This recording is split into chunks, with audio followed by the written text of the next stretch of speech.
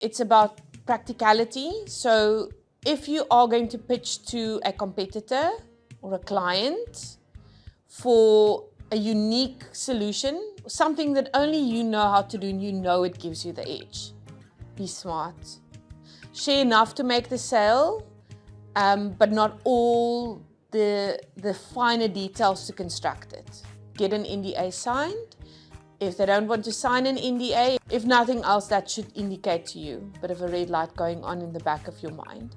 IP is quite difficult to define in the sense that it's kind of, all-encompassing, and some of that can be tangible IP in the sense that it can actually be registered and protected, and some IP is intangible, so it's things like know-how, methodology, way of doing things, what businesses may regard as their secret sauce. The other IP, a lot of it is around confidentiality, having a confidentiality agreements with people that you're working with, your employees, consultants, etc. So that one looks to kind of put a ring around your IP and protect it in whichever way you can, either by agreement or in terms of kind of a legal process. If you register your IP rights, then at the very least you don't have to argue if you feel someone is infringing or stealing or using your idea without your consent.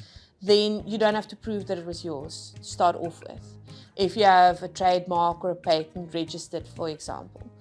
If you have that registered, it becomes easier to enforce your rights. An idea is not worth anything. Oh, I thought of that, or I could have done that, or I knew that. The reality is your idea is not worth anything. And there's nothing you can do to protect your idea. The best thing to do with an idea that you have is to use it. So get it out there, make it happen. Don't just go and register blindly, and really think about what your mission and your vision is. Where do you want to go? What are your goals? So what are you protecting, and is it worth the money?